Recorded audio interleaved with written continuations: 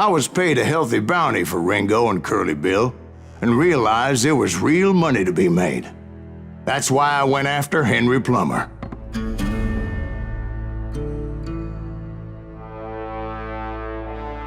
Wasn't he the sheriff who augmented his income by shaking down miners and robbing gold shipments? That's the one. Oh yeah, I remember him. He ran that gang of thieving outlaws called the Innocents. So it's true that you went toe-to-toe with him? Indeed I did, son. Indeed I did.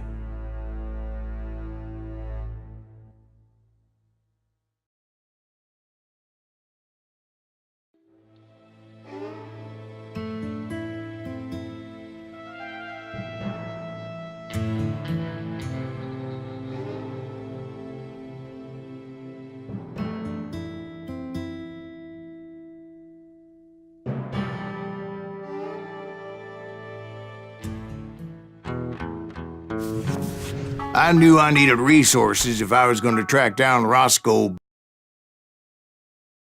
and hunting Plummer looked like a good way to get rich quick. As the local vigilantes exposed him as the leader of the bandits and put a generous price on his head. Plummer rallied his gang to plunder one last gold mine before making their escape, and that's where I thought I'd find him. Close to all these goddamn barrels of gunpowder. As my late father pointed out to me more than once, God made men, but Samuel Colt made them equal. Past him.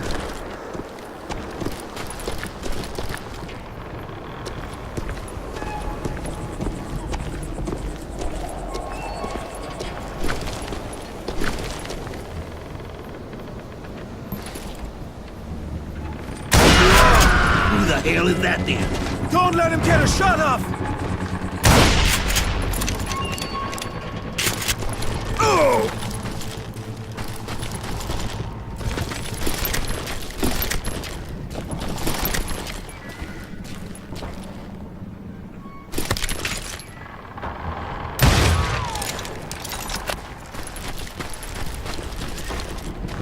I knew that dynamite wasn't mine, so I decided the polite thing would be to return it. It was the biggest gold rush since Sutter's Mill in '48. Unfortunately, prospectors weren't the only ones drawn to those riches.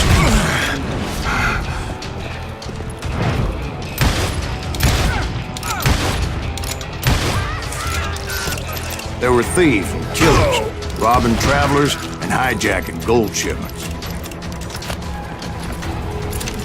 Like those that ran with Plummer. Some were just regular folks I knew from town, drawn by greed and easy pickings. Charlie Crow, the blacksmith.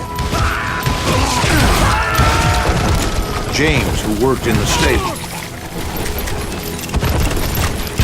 Sam and Jeremiah Barber, the butcher's sons. Of course, the rest were veterans of the Civil War. Stone-cold killers trained on the bloody fields of Shiloh and Antietam. Plummer had a lot of men on his payroll. A hell of a lot. That son of a bitch pretended to protect the public with one hand while stealing them blind with the other. He set up a defensive perimeter which I had no idea how to breach. Dangerous, desperate individual. I was outnumbered and in way over my head, but I was too damn stubborn and stupid to realize it. They must have thought I was touched. Or had some kind of death wish, seeing as there were barrels of gunpowder everywhere.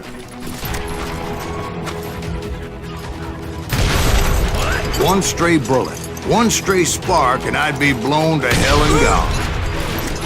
Did I have any second thoughts about what I was doing? No. I thought I was some kind of hero. I finally made it past and headed on to meet my destiny.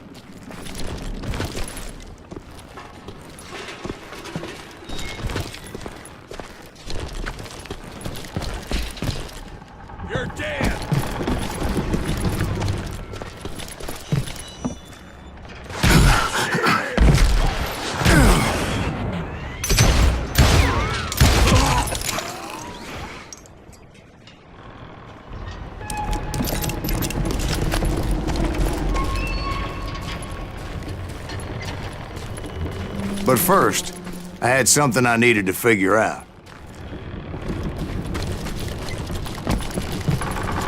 I had a few ideas on how to get into that mine, but once I made my decision, I knew there was no turning back. So my first thought was to enter the nearest mine portal. I saw an entrance. Made sense. It was the quickest way in, but that also made it more dangerous, as there would undoubtedly be enemy pickets posted along the way.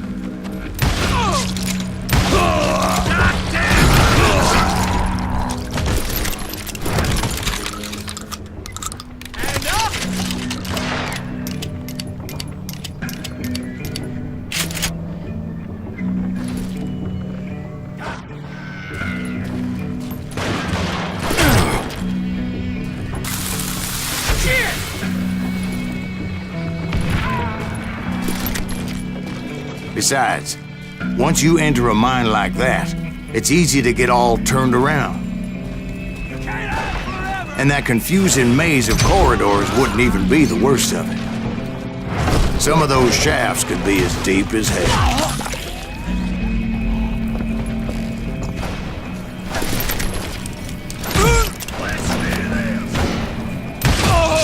A single stumble or misstep can easily end in a deadly plunge to oblivion.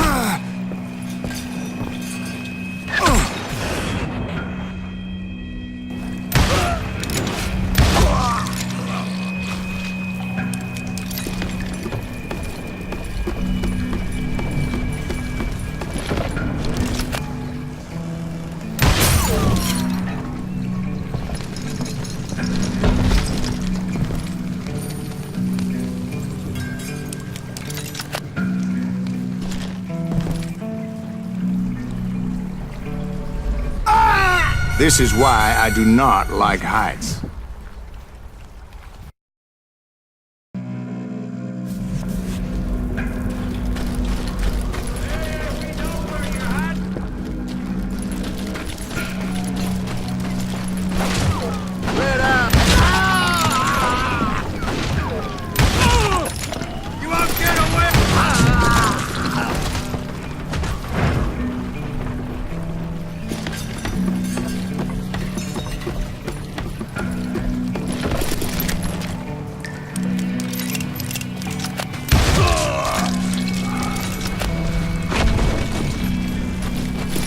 Quick reflexes often make up for a lack of common sense. Luckily, I was never one to be easily bushwhacked. I would just need to be careful not to blow myself to kingdom come.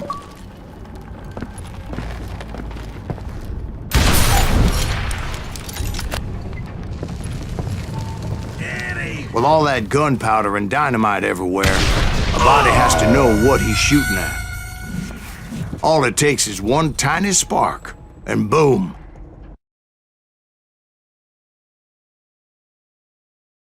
Take that asshole out!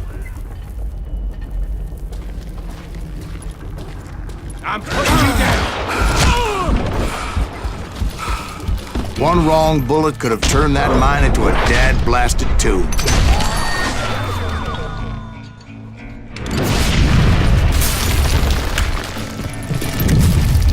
I freely admit that my plan of attack was not just moronic, but clearly insane.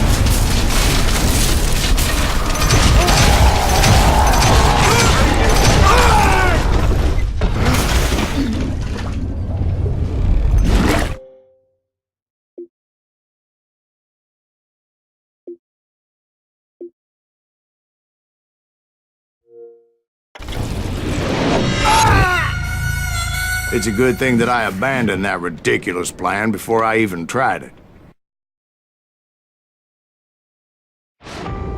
Instead, I spotted a ladder, a way into the mine from the opposite side.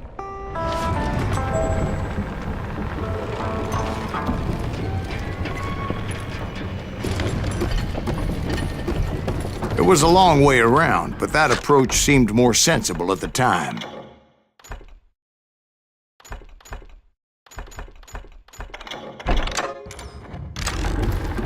A course, being I had a problem with heights, that scaffolding scared the bejesus out of me.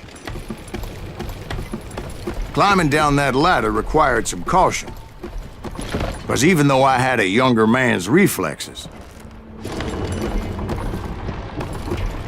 no man can dodge a damn bullet while climbing down a rickety ladder.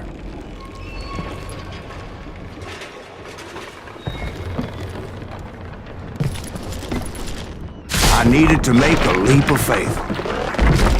I was determined not to give up, however, as Sheriff Plummer seemed quite the despicable character. When the vigilantes discovered what the sheriff was up to, people were outraged. That 10,000 they put on his head would go a long way to helping me find old Bob. And I had made it my mission to settle that score come hell or high water. But first, I would have to make a choice. Take the elevator or climb the ladder.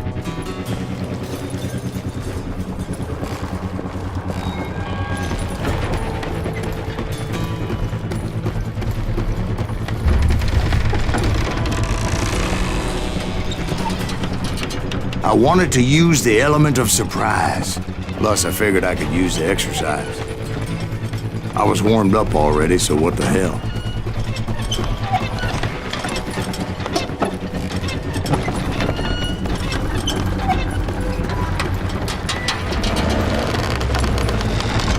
Who the hell are you?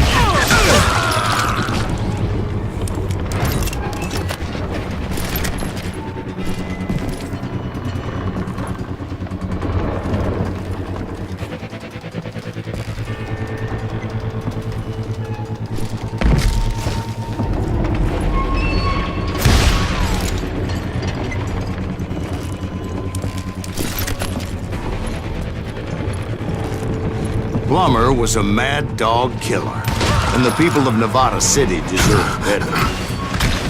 Nevada City? Well, I thought Plummer met his maker in Bannock, Montana. Right, well, he was the sheriff of both places at one time or another, but that's neither here nor there. The point was, taking him down would save a lot of lives, including my own.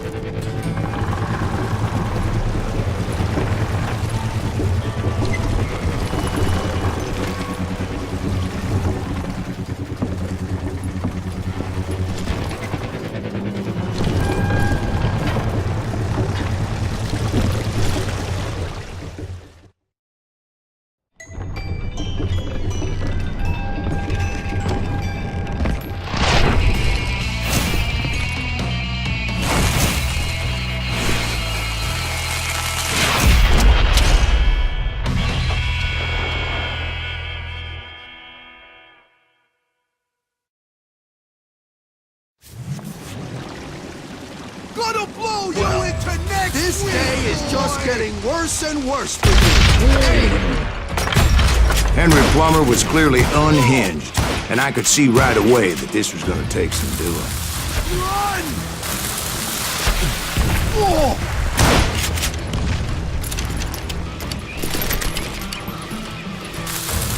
This cocksucker is smarter than he looks! No, damn it! I need some help here! Come on, boys! Take this cocksucker out!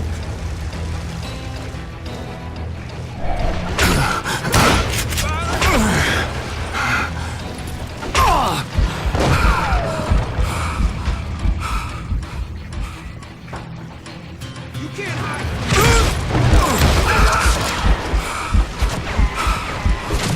You have to do everything!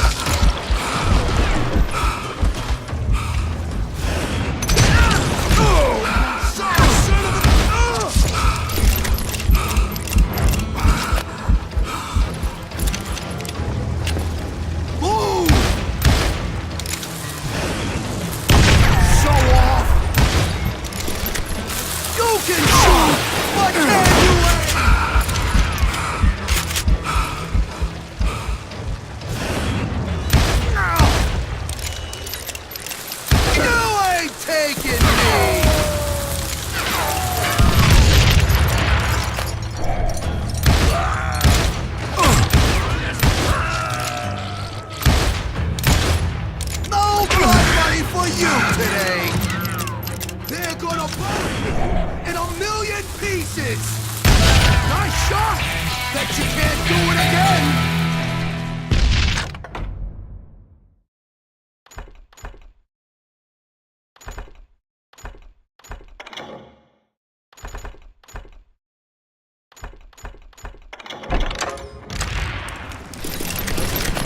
I can shoot too!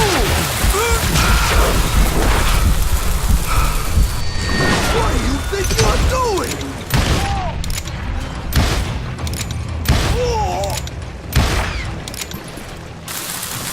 Who said you could throw dynamite? They're gonna bury you in a million pieces! What are you, yellow?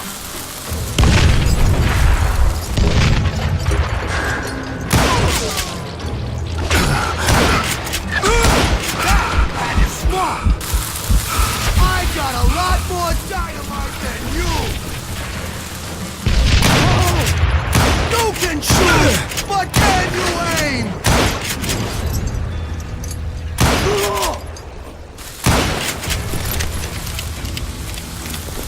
You ain't taking me!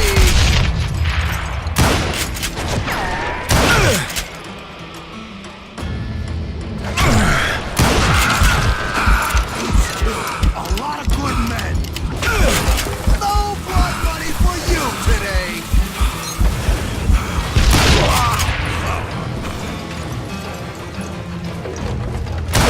Felt that one, didn't you? I'm going all medieval on your ass. So that's how Henry Plummer died. Him and his crew were worth their weight in gold. And now, I was officially a bounty hunter.